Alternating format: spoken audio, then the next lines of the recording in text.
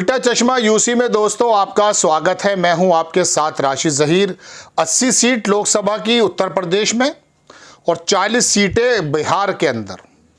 ये 120 सीटें ऐसी हैं कि भारतीय जनता पार्टी के लिए केंद्र में आने के लिए संजीवनी का काम करती हैं। पूरा शहर जानता, पूरा देश जानता है, पूरी दुनिया जानती है कि उत्तर प्रदेश के अंदर 2019 में भी और 2024 में भी भारतीय जनता पार्टी ने बहुत ही मजबूत जीत दर्ज की थी और बिहार में तो रिकॉर्ड ही कायम हो गया था। 40 में से 39 सीटें, लगभग 100% रिजल्ट उनका था। 120 सीटों में किस प्रकार से तेजस्वी यादव, अखिलेश यादव और कांग्रेस आई और बाकी छोटे छोटे दल मिलकर भारतीय जनता पार्टी की इस बेहतरीन ज़मीन पर किस प्रकार से उसको उखाड़ने का काम कर रहे हैं, ये मैं आपको बताने के लिए हाजिर हुआ हूँ। दोस्तों, बात ऐसी है कि समीकरण जब बन जाते हैं ना, बिहार की एक सीट है शायद किशनगंज, उस किशनगंज के बारे में मैं आपको बताऊं, वहाँ पर लगभग 60% से ज़्यादा मुस्लिम हैं।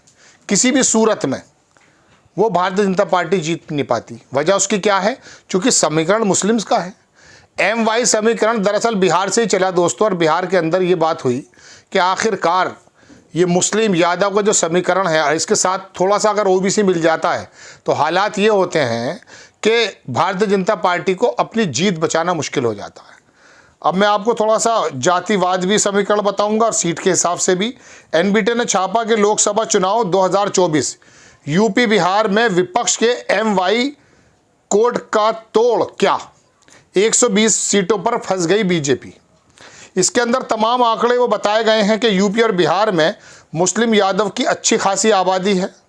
RJD और कांग्रेस पर करते हैं भरोसा यहाँ के मुस्लिम और यादव। इंडिया गठबंधन में सीट शेयरिंग होने से इन दलों को मुस्लिम यादव के वोट मिलने का अनुमान। मुस्लिम प्लस यादव वोट की एकजुटता यूपी और बिहार की 120 सीटों पर बीजेपी को देगी टेंशन। अभी जो जातिगत सर्वे हुआ है वहाँ यादव लगभग 17% हो गया है। उससे पहले तो 10% माना जाता था, लेकिन वो जातिगत सर्वे जो निकल कर आया नीतीश कुमार और जो है तेजस्वी यादव ने जो कराया था, उसमें पता चला यादव वहाँ 15% से ज़्यादा है। यहाँ 10% है उत्तर प्रदेश में, तो बिहार में 15 है। यहाँ मुस्लिम मिसाल के तौर पे 15 है, 20 से 20 के करीब है, बिहार में 15% से ज़्यादा है। तो ये लोग बढ़ गए।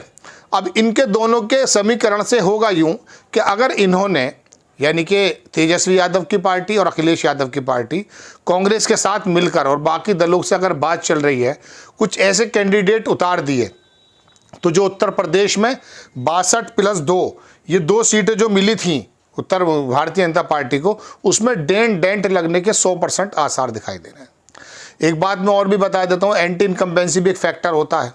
और उत्तर प्रदेश के अंदर भी आप जानते हैं कि भारतीय जनता पार्टी की ज़मीन तो मजबूत है, लेकिन बहुत सारा वोट ऐसा जो मजबूरी में भारतीय जनता पार्टी की तरफ जाता है।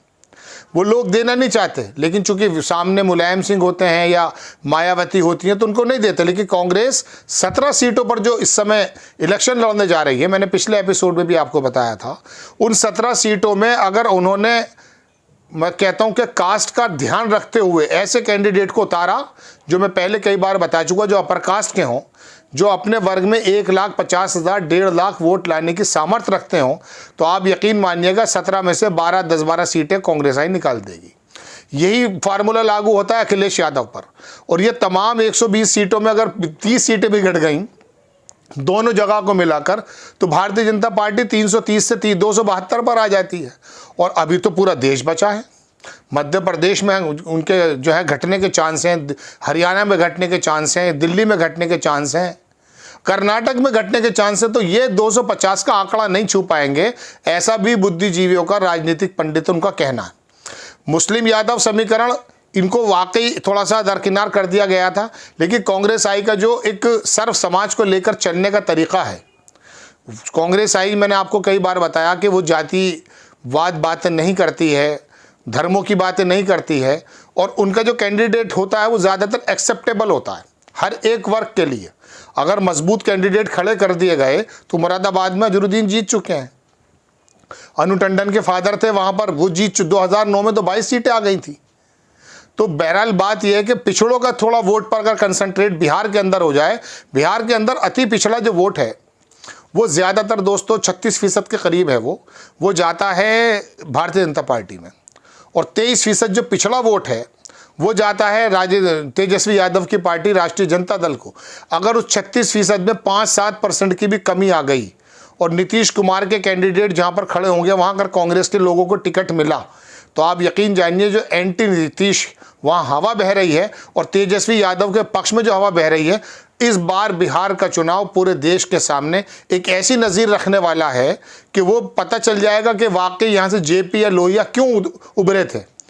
भारत की जो सामाजिक ज़मीन कही जाती है ना, उसको बिहार को कहा जाता है। उसकी वजह यह है कि बड़े बड़े आंदोलन और राजनीतिक बदलाव, सामाजिक बदलाव जो होता है वो बिहार की ज़मीन से होता है। तो 120 सीटों पे भारतीय जनता पार्टी वाकई फंस गई है। अब आपके जहन में ये भी आ सकता है कि साहब कांग्रेस आई क्या करेगी। कांग्रेस आई, मैं बता रहा हूँ ना कि इन दोनों 10 साल की एंटी इनकम्बेंसी, और अगर मायावती किसी प्रकार से मौके पर देख के चौका लगा देंगी तो आप यकीन मानिए ये ताबूत में आखिरी कील होगी।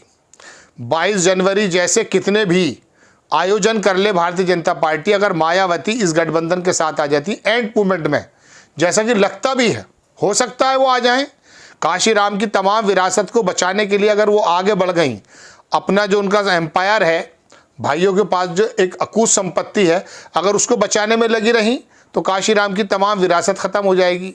भारतीय बहुजन समाज पार्टी इस बार जमींदोज हो जाएगी। लेकिन उसके लिए बेहतरीन विकल्प आज़ाद समाज पार्टी के जो चंद्रशेखर रावण हैं और ख़ुद कांग्रेस आई के जो अध्यक्ष हैं खड़गे साहब, वो यहाँ के दलितों पर, यहाँ के जाटवों पर बहुत ज़्यादा इम्पैक्ट छोड़ने वाले हैं।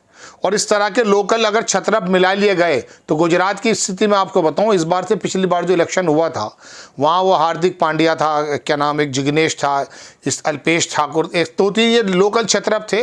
इन्होंने भारतीय जनता पार्टी की ज़मीन को सिकोड़ कर रख दिया था। तो जब मोदी जी के गुजरात के अंदर ज़मीन को सिकोड़ा जा सकता है भारतीय जनता पार्टी के लिए, तो यहाँ लोकल छतरप अगर चंद्रशेखर रावण जैसे आ गए, और मैंने आपसे कहा ना बहुजन समाज का वोट अगर उन्होंने 10% भी, मतलब 50% वोट भी अगर ये बहुजन समाज पार्टी का वोट ले गए, हालांकि अखिलेश यादव को मिलता है, तो आप यकीन मानिए कि यहाँ बिहार में और उत्तर प्रदेश में हालात बिल्कुल ऐसे हो जाएंगे कि जिस चीज़ को भी थोड़े दिनों पहले सोच रहे हैं ना सब कुछ चंगा सी, वो सब कुछ चंगा सी नहीं मिलेगा। यहीं से उत्तर प्रदेश से कहते हैं ना कि जाएगा वहाँ पर प्रधानमंत्री के लिए रास्ता, यहीं से बंद होने का रास्ता वाकई चला जाएगा। जाति समीकरण दोस्तों एक ऐसी चीज़ होती है, मैं पढ़कर नहीं सुनाना चाहता आपको क्योंकि इसके अंदर वही आंकड़े हैं। जाति समीकरण एक ऐसी चीज़ होती है कि इनके आगे कोई नहीं टिकता।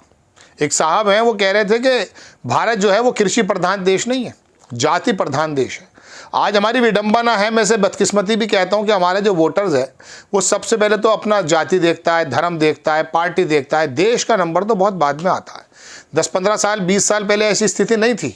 पहले देश के लोकतंत्र की, संविधान की और पार्टी की बात हुआ करती थी, उसके बाद फिर जाति धर्म की बात होती थी और फिर जाके अपने वर्ग की बात होती थी। लेकिन अब सिनेरियो उलट दिया है भारतीय जनता पार्टी ने, ऐसा आरोप लगता है। अब तो देखा जाता है कि कौन से वर्ग का आदमी है, कौन से वर्ग को नुकसान पहुंचा रहा है। देश के अंदर तरक्की होगी नहीं होगी ये वाला मसला नहीं है, कौन से वर्ग के पेच टाइट हो जाएंगे। बहरहाल ये खबर है, मैंने आपको बताई। आपको कैसी लगी अपनी राय कमेंट्स बॉक्स में ज़रूर दीजिएगा। चैनल को सब्सक्राइब कीजिए, शेयर कीजिए। नेक्स्ट टाइम में किसी खबर के साथ हाजिर होता हूँ। जय हिंद।